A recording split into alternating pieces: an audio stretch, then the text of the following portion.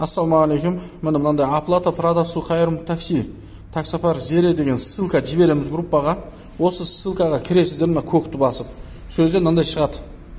Мына алдарыңыздан шығады. Қайырымды такси таксопарк зере деп шығады. Енді бізде таксопарктың басшылықтың ұйғарымы бойынша бірінші салған кезде міндетті түрде 1,5 мың теңге салсын счетына деп жатыр. Солай шешіліп жатыр. Өйткені оның өзіндік себептері бар, түсіндіреді оны басшылар өздері. Міне, кеттік, 1,5 мың теңге саламыз. 1500 теңге. Осыны енді продолжить деп бірден төлеп жібермеңіздер, сіздерден сұранатынымыз. Мына жерде міне сообщение получателю дегенге басасыздар и қайырымды такси приложениеде төбесіндегі 3 сызықты бассаңыздар, сол жерде сіздердің данныйларыңыз шығады. Мысалы, мен бассам, Оңласбек, қасында 5379 деген 4 цифрадан тұратын промокод шығады. Позывной шығады, позывной.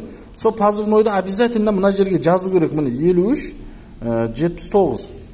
Үстіп жазып, одан кейін барып продолжить деп ақшаны төлеңіздер. Себебі осы позывнойларыңыз 4 цифра жазылмайтын болса, біз сіздерге базадан көрінбей қалады.